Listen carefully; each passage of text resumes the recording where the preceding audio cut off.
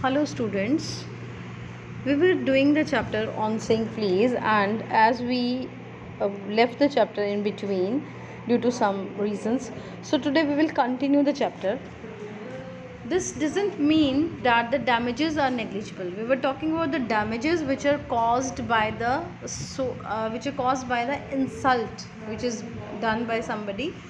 So we were saying that this doesn't mean that the damages are negligible. Damages are definitely there. Damage जरूर ਹੁੰਦਾ है. There are mental damages, there are intellectual, there are moral damages, but these are not negligible. ਉਹ ਨਾ ਦੇ ਬਰਾਬਰ ਨਹੀਂ ਹੁੰਦੇ.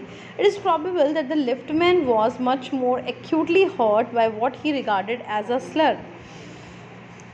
It is probable that the liftman was much more acutely hurt. ਤਾਂ ਇਹ ਅਸੀਂ ਕਹਿ ਰਹੇ ਹਾਂ ਕਿ ਇਹ ਜ਼ਰੂਰ ਹੋਇਆ ਕਿ ਜਿਹੜਾ ਲਿਫਟਮੈਨ ਸੀ ਉਹ ਬਹੁਤ ਹਰਟ ਹੋਇਆ, ਉਹਨੇ ਬਹੁਤ ਇਨਸਲਟ ਫੀਲ ਕੀਤੀ. ਹੀ ਰਿਗਾਰਡਡ ਐਜ਼ ਅ ਸਲਰ. ਸਲਰ ਕੀ ਹੁੰਦਾ? What is slur? Slur is as a slur upon his social standing. As a slur upon his social standing. ਉਹਨੂੰ ਲੱਗਿਆ ਮੇਰੀ ਇਨਸਲਟ ਹੋਈ ਹੈ. Then he would have been if he had a kick on the shin. ਉਹਨੂੰ ਇੰਨਾ ਬੁਰਾ ਤਾਂ ਨਾ ਲੱਗਿਆ ਹੁੰਦਾ ਅਗਰ ਉਹਨੂੰ ਕਿਸੇ ਨੇ ਉਹਦੇ ਸ਼ਿਨ 'ਤੇ ਮਾਰਿਆ ਹੁੰਦਾ. What is shin? I told you earlier also. Shin is lower part of the leg for which he could have got a legal redress. ਉਹਦੇ ਵਾਸਤੇ ਉਹਨੂੰ ਕੋਈ ਲੀਗਲ ਰਿਡਰੈਸ ਵੀ ਮਿਲ ਜਾਂਦੀ, ਕੋਈ ਕਾਨੂੰਨੀ ਜਿਹੜਾ ਹੈ ਉਹਨੂੰ ਸਹਾਇਤਾ ਵੀ ਮਿਲ ਸਕਦੀ ਸੀ. The pain of a wound to our social respect or our vanity may poison a whole day. ਉਹ ਕਹਿੰਦਾ ਅਗਰ ਅਸੀਂ ਜਿਹੜਾ ਸਾਡਾ ਪੇਨ ਹੈ, ਅਗਰ ਸਾਨੂੰ ਕੋਈ ਦਰਦ ਹੁੰਦਾ ਹੈ ਜਾਂ ਸਾਡੇ ਕੋਈ ਦਰਦ, ਇਹ ਕੋਈ we are not talking about the physical pain, we are talking about the mental pain which is caused due to the insult. ਅਗਰ ਸਾਡੀ ਸੈਲਫ ਰਿਸਪੈਕਟ ਹਰਟ ਹੁੰਦੀ ਹੈ ਤਾਂ ਸਾਡਾ ਕਈ ਵਾਰ ਪੂਰਾ ਦਿਨ ਪੋਇਜ਼ਨ ਹੋ ਜਾਂਦਾ ਹੈ, ਪੂਰਾ ਦਿਨ ਖਰਾਬ ਹੋ ਜਾਂਦਾ ਹੈ.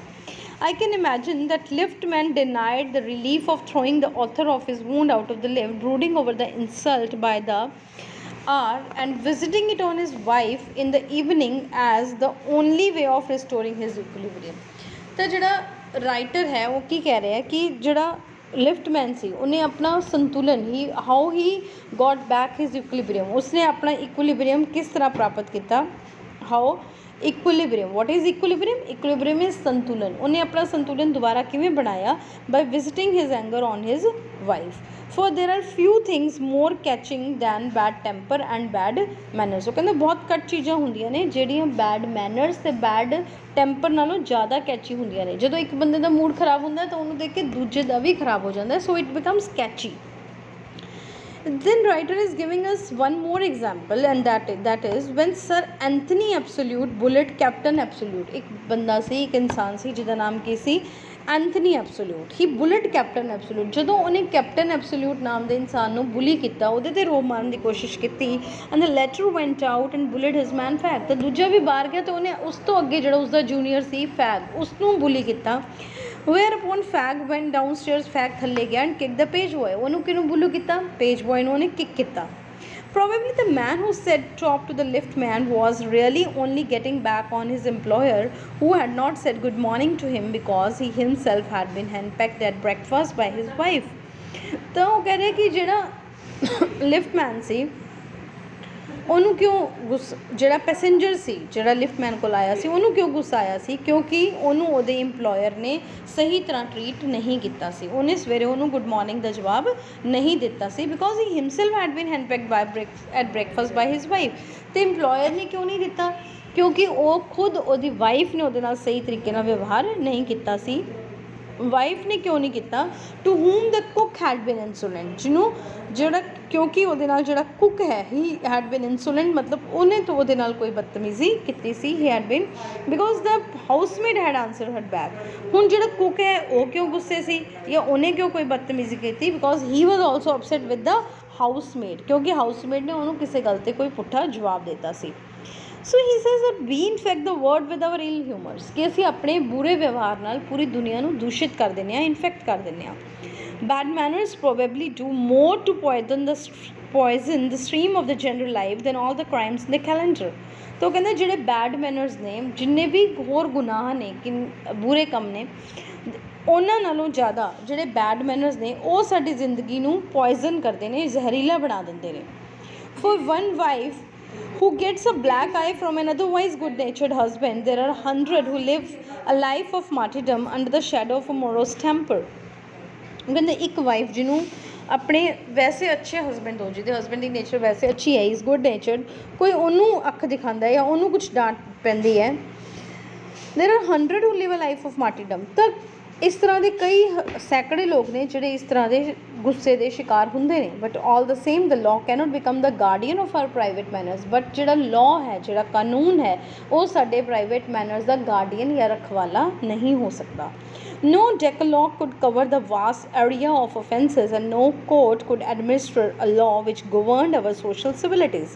कोई भी decalogue, what is decalogue? Decalogue is set of rules। Decalogue is set of rules। तो कोई भी set of rules ਜਿਹੜਾ ਹੈ ਉਹ ਇਸ ਤਰ੍ਹਾਂ ਦੀਆਂ offences ਨੂੰ, ਇਸ ਤਰ੍ਹਾਂ ਦੀਆਂ ਗਲਤੀਆਂ ਨੂੰ ਕਵਰ ਨਹੀਂ ਕਰ ਸਕਦਾ। and no court could administer a law which governed our social civilities। ਕੋਈ ਵੀ ਕੋਰਟ ਜਿਹੜਾ ਹੈ, ਕੋਈ ਕਚਹਿਰੀ ਜਿਹੜੀ ਹੈ, ਉਹ ਸਾਡੀ ਸੋਸ਼ਲ ਸਿਵਿਲਿਟੀਜ਼ ਨੂੰ, ਸਾਡੀ ਸਮਾਜਿਕ ਸੱਭਿਅਤਾ ਨੂੰ ਕਵਰ ਨਹੀਂ ਕਰ ਸਕਦੀ। ਆਵਰ ਸਪੀਚ, ਕਿ ਅਸੀਂ ਕਿਸ ਤਰ੍ਹਾਂ ਬੋਲਣਾ ਹੈ, the tilt of our eyebrows, ਸਾਡੀ ਅੱਖਾਂ ਕਿਸ ਤਰ੍ਹਾਂ ਹੋਣੀਆਂ ਚਾਹੀਦੀਆਂ ਨੇ, and all our moods and manners, how should we behave, and our manners and mood ਕਿਸ ਤਰ੍ਹਾਂ ਦਾ ਹੋਣਾ ਚਾਹੀਦਾ ਹੈ। ਇਹਨਾਂ ਚੀਜ਼ਾਂ ਨੂੰ ਲੈ ਕੇ ਕੋਈ ਕੋਰਟ ਜਾਂ ਕੋਈ there can not be any rule or decalogue, ਇਸ ਤਰ੍ਹਾਂ ਦਾ ਕੋਈ ਡੈਕਲੋਗ ਨਹੀਂ ਹੋ ਸਕਦਾ। But we are bound to endorse the verdict against the liftman. फिर भी वो की कह रहे हैं कि असी जिहड़ा है, जिहड़ा वर्डिक्ट, जिहड़ा फैसला होया लिफ्टमैन के खिलाफ, उसनू इंडोर्स करते हैं, उसनू सही ਮੰਨਦੇ ਹਾਂ। Most people will have a certain sympathy with him. ਕੁਛ ਲੋਕਾਂ ਨੂੰ ਉਹਦੇ ਨਾਲ ਸਿੰਪਥੀ ਵੀ ਹੋਏਗੀ। While it's true that there is no law that compels us to say please, there is a social practice much older and more sacred than any law which joins us to be civil। ਉਹ ਕਹਿ ਰਿਹਾ ਕਿ ਕੋਈ ਵੀ ਐਸਾ ਕਾਨੂੰਨ ਨਹੀਂ ਹੈ ਜਿਹੜਾ ਸਾਨੂੰ ਪਲੀਜ਼ ਕਹਿਣ 'ਤੇ ਮਜਬੂਰ ਕਰੇ, ਬਟ ਇੱਕ ਸੋਸ਼ਲ ਪ੍ਰੈਕਟਿਸ ਹੈ। There is a social practice that ਕੀ ਹੁੰਦੀ ਹੈ? ਸੋਸ਼ਲ ਪ੍ਰੈਕਟਿਸ ਸਮਾਜਿਕ ਨਿਯਮ ਨੇ ਜਿਹੜੇ ਕਿ ਕਾਨੂੰਨ ਨਾਲੋਂ ਵੀ ਜ਼ਿਆਦਾ ਪਵਿੱਤਰ ਅਤੇ ਜ਼ਿਆਦਾ ਪੁਰਾਣੇ ਨੇ, ਜਿਹੜੇ ਸਾਨੂੰ ਕਹਿੰਦੇ ਨੇ ਕਿ ਅਸੀਂ ਦੂਜਿਆਂ ਨਾਲ ਕਿਸ ਤਰ੍ਹਾਂ ਵਿਵਹਾਰ ਕਰਨਾ ਹੈ, civil, how we should be civil, ਸਾਨੂੰ ਸ਼ਿਸ਼ਟ, ਸਾਨੂੰ ਸੱਭਿਅ ਵਿਵਹਾਰ ਕਰਨਾ ਚਾਹੀਦਾ ਹੈ। And the first requirement of the civility is that we should acknowledge a service। This is a most important question. Most of the times you are asked in the exams कि what is the first requirement of civility? So your answer will be first requirement of civility is that we should acknowledge a service। ਇਹਦਾ ਕੀ ਮਤਲਬ ਹੈ? that we should acknowledge a service ਮਤਲਬ ਸਾਨੂੰ ਕਿਸੇ ਦੀ service, ਕੋਈ ਜੇ ਸਾਡੇ ਵਾਸਤੇ ਕੁਝ ਕਰ ਰਿਹਾ ਹੈ ਤਾਂ ਸਾਨੂੰ ਉਹਨੂੰ acknowledge ਕਰਨਾ ਚਾਹੀਦਾ ਹੈ, ਸਾਨੂੰ ਉਹਨੂੰ ਮੰਨਣਾ ਚਾਹੀਦਾ ਹੈ। we should have respect for that person in our heart। Please and thank you are the small change with which we pave our way as social beings। The writer is saying ਕਿ ਜਿਹੜਾ please ਅਤੇ thank you ਵਰਗੇ words ਨੇ, ਅਗਰ ਆਪਾਂ ਉਹਨਾਂ ਨੂੰ use ਕਰੀਏ ਤਾਂ ਸਾਡਾ ਜਿਹੜਾ ਜ਼ਿੰਦਗੀ ਹੈ, ਸਾਡੀ ਜਿਹੜੀ ਲਾਈਫ ਹੈ, that can be much more simple। They are little courtesies by which we keep the machine of life oiled and running sweetly। ਤੇ ਇਹਨਾਂ ਚੀਜ਼ਾਂ ਨਾਲ ਜਿਹੜੀ ਸਾਡੀ ਲਾਈਫ ਦੀ ਮਸ਼ੀਨ ਹੈ, ਇੱਕ ਤਰ੍ਹਾਂ ਨਾਲ ਆਇਲ ਰਹਿਣੀ, ਉਹਨੂੰ ਤੇਲ ਮਿਲਦਾ ਰਹਿੰਦਾ ਅਤੇ ਉਹ ਸਮੂਥਲੀ ਚੱਲਦੀ ਰਹਿੰਦੀ ਹੈ। ਜਿਸ ਤਰ੍ਹਾਂ ਕੋਈ ਵੀ ਮਸ਼ੀਨ ਹੈ ਉਹ ਤੇਲ ਤੋਂ ਬਿਨਾਂ ਨਹੀਂ ਸਹੀ ਚੱਲ ਸਕਦੀ, ਉਸ ਤਰ੍ਹਾਂ ਜਿਹੜੀ ਸਾਡੀ ਲਾਈਫ ਹੈ ਉਹ ਵੀ ਇਹਨਾਂ ਵਰਡਸ ਤੋਂ ਬਿਨਾਂ, ਇਸ ਸੋਸ਼ਲ ਜਿਹੜਾ ਆਪਣੀ ਇਹ ਸਿਵਿਲਿਟੀ ਹੈ, ਇਸ ਤੋਂ ਬਿਨਾਂ ਸਾਡੀ ਲਾਈਫ ਵੀ ਜਿਹੜਾ ਹੈ ਸਵੀਟਲੀ ਨਹੀਂ ਚੱਲ ਸਕਦੀ। They put our intercourse upon the basis of friendly cooperation. ਅਗਰ ਅਸੀਂ ਇਹਨਾਂ ਵਰਡਸ ਨੂੰ ਯੂਜ਼ ਕਰਾਂਗੇ ਤਾਂ ਜਿਹੜਾ ਸਾਡੀ ਲਾਈਫ ਹੈ ਉੱਥੇ ਉਹਦੇ ਵਿੱਚ ਸਾਨੂੰ ਸਹਿਯੋਗ ਮਿਲੇਗਾ ਦੂਜਿਆਂ ਤੋਂ। There will be cooperation as easy give and take instead of on the basis of superiors dictating to inferiors. ਇਸ ਦੇ ਬਜਾਏ ਕਿ ਕੋਈ ਸੁਪੀਰੀਅਰ ਆਪਣੇ ਇਨਫੀਰੀਅਰ ਨੂੰ ਜਾਂ ਆਪਣੇ ਜੂਨੀਅਰ ਨੂੰ, ਕੋਈ ਜਿਹੜਾ ਸੀਨੀਅਰ ਹੈ ਆਪਣੇ ਜੂਨੀਅਰ ਨੂੰ ਡਾਂਟ ਕੇ ਕੋਈ ਕੰਮ ਕਰਵਾਏ, ਇਸ ਤੋਂ ਬੈਟਰ ਹੈ ਕਿ ਸਾਰੇ ਕੰਮ ਪਲੀਜ਼ ਅਤੇ ਥੈਂਕ ਯੂ ਨਾਲ ਹੀ ਹੋ ਜਾਣ। It is very vulgar mind that would wish to command where he can serve the we can have the service for the asking. ਕਹਿੰਦੇ ਬਹੁਤ ਹੀ ਕੋਈ ਵਲਗਰ, ਬਹੁਤ ਘਟੀਆ ਕੋਈ ਦਿਮਾਗ ਹੋਏਗਾ ਜਿੱਥੇ ਸਾਡਾ ਕੰਮ ਪਿਆਰ ਨਾਲ ਹੋ ਸਕਦਾ, ਅਸੀਂ ਉੱਥੇ ਵੀ ਕਮਾਂਡ ਦੇ ਕੇ ਜੇ ਕੰਮ ਕਰਾਈਏ। And have it with willingness and good feeling instead of resentment. ਤਾਂ ਅਸੀਂ ਜਿਹੜਾ ਕੰਮ ਹੈ ਆਪਣੇ ਪਿਆਰ ਨਾਲ ਕਰਾ ਸਕਦੇ ਹਾਂ, ਬਲਕਿ ਇੰਸਟੈਡ ਆਫ ਰਿਜ਼ੈਂਟਮੈਂਟ ਕਿ ਅਸੀਂ ਗੁੱਸੇ ਨਾਲ ਜਾਂ ਕੋਈ ਆਪਣੇ ਮਨ 'ਚ ਰਿਫਿਊਜ਼ਲ ਨਾਲ ਕੰਮ ਕਰਾਈਏ, ਉਹਦੇ ਨਾਲੋਂ ਬੈਟਰ ਹੈ ਕਿ we can work with social civility with good feelings and willingness। So that's all for today। Rest of the chapter will be done in the next video, so till then stay tuned and keep reading and keep writing the questions in your notebooks। Thank you, thanks for watching।